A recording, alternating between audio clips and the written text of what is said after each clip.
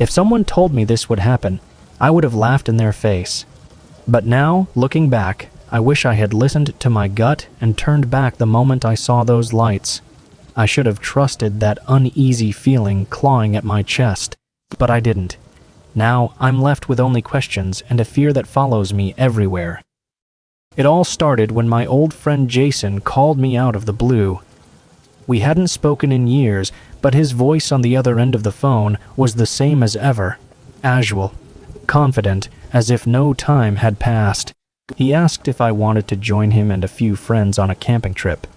Just like old times, he said.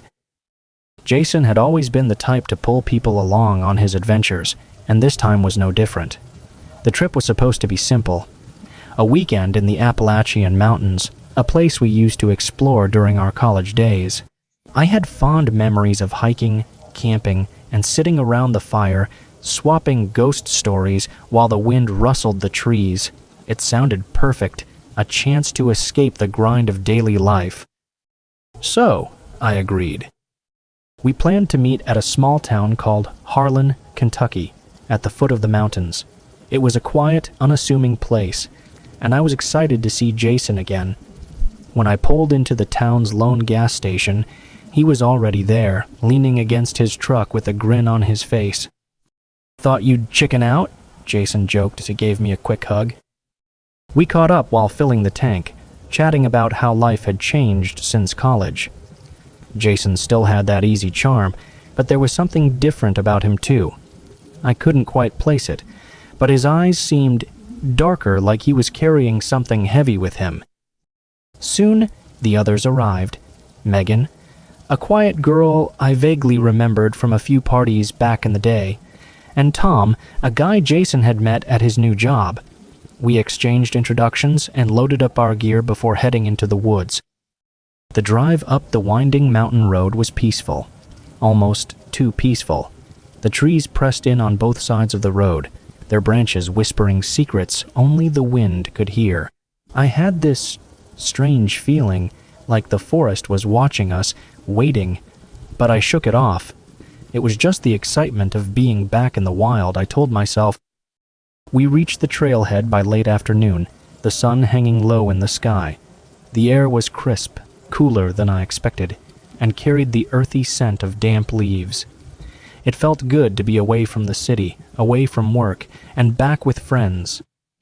Our hike to the campsite was uneventful, until we saw the lights. We were about an hour into the hike, the trail winding through thick woods, when Jason stopped dead in his tracks. "Look," he said, pointing through the trees. At first, I didn't see it, but then, as the wind shifted, I caught a glimpse of it. Small, flickering lights deep in the forest. They weren't like the steady glow of a lantern or the sharp beam of a flashlight.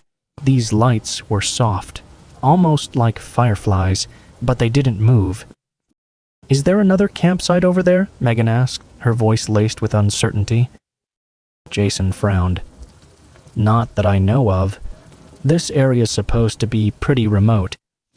We all stood there for a moment, staring at the lights. Something about them felt wrong, but no one said it out loud. Eventually, Jason shrugged it off. "Probably some kids messing around," he said, though his voice lacked its usual confidence.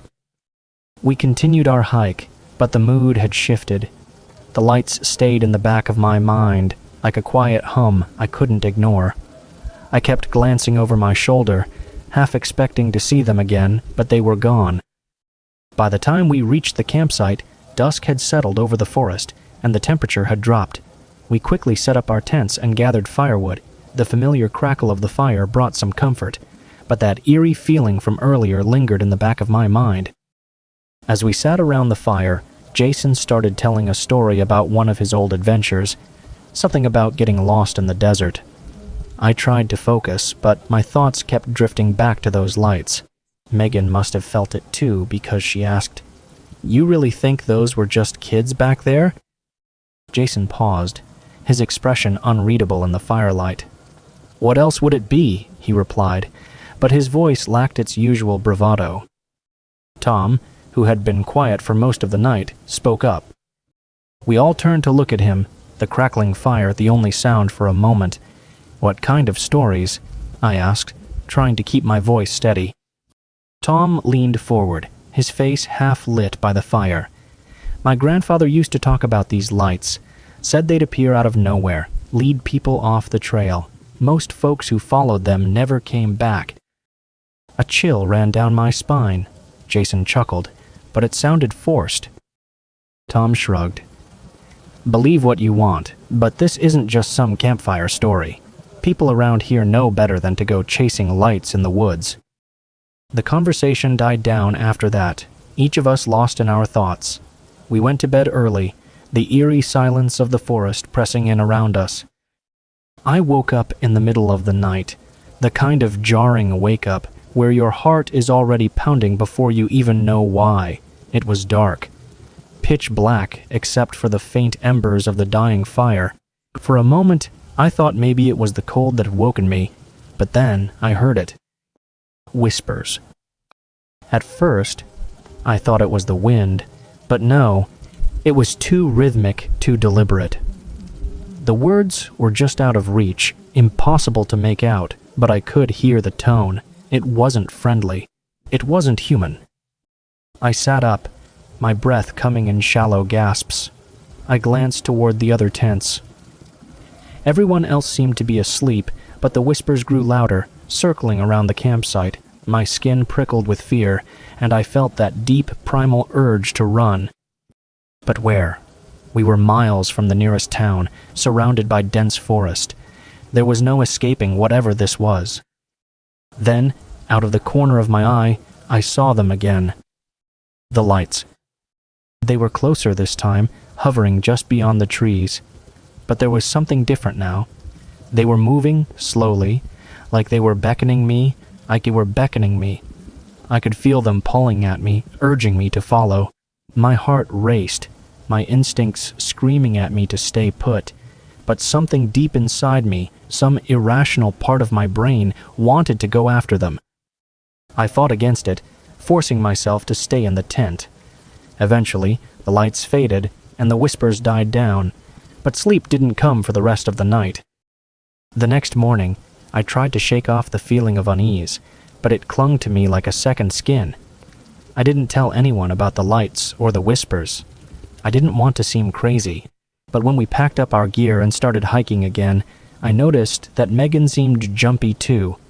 She kept glancing over her shoulder, her face pale. "You okay?" I asked her, falling in step beside her. She hesitated, then nodded. "Yeah, just didn't sleep well." I could tell she wasn't being entirely honest, but I didn't press. We walked in silence for a while, the forest unnervingly quiet around us. Even the birds seemed to be keeping their distance. As the day wore on, we reached a rocky outcrop that gave us a panoramic view of the valley below. It should have been breathtaking, but something about the landscape felt off. The trees below were too still, the sky too gray. It was like the whole world had paused, holding its breath. Jason was the first to speak. "Looks like a storm might be rolling in. We should set up camp early." We found a clearing not far from the trail, and for a moment, things felt normal again. We pitched our tents, gathered wood, and got the fire going. But as night fell, the oppressive silence returned, and then so did the lights. This time, they were all around us, flickering in the distance like ghostly lanterns. I could feel the tension rise among us, even Jason, who tried to play it off with a nervous laugh. But there was no denying it anymore. Something was wrong.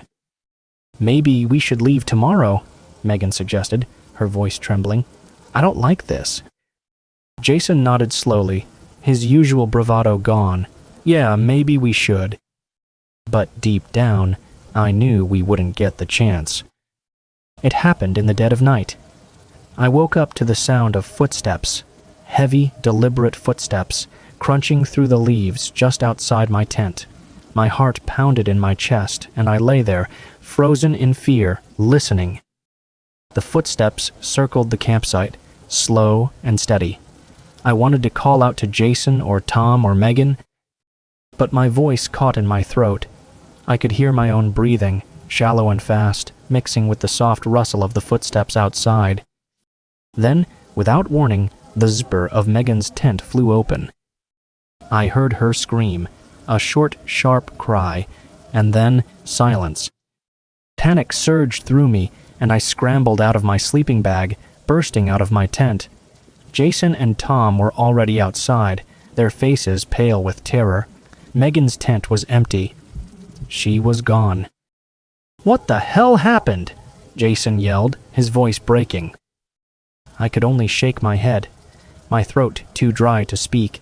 The lights were back, closer than ever, their soft glow casting eerie shadows across the campsite. "We need to find her," Tom said, his voice trembling with fear. But before we could even take a step, something happened that I'll never forget for as long as I live. Out of the trees came a figure. At first, I thought it was Megan, but as it stepped into the light of the fire, I realized with horror that it wasn't her. It wasn't her. It was something else, something twisted and wrong. It looked like Megan, but her face was distorted, her eyes too wide, her mouth twisted into an unnatural grin. It stood there, staring at us, its eyes glowing with the same sickly light as the orbs we'd seen in the woods. None of us moved. None of us spoke. We just stood there, paralyzed by fear as the thing that looked like Megan took a step closer. Then it spoke, its voice a distorted, hollow version of Megan's. "You shouldn't have come here." We ran. We didn't stop to grab our things, didn't stop to think. We just ran. The forest closed in around us, the trees seeming to shift and move, blocking our path. The lights followed, growing brighter, faster. I could hear Jason shouting, but his voice was drowned out by the sound of the wind, the whispers, the footsteps. Somehow, we made it back to the trail. But by then, it was too late. The lights were everywhere surrounding us, closing in. I don't know what happened next. All I remember is darkness.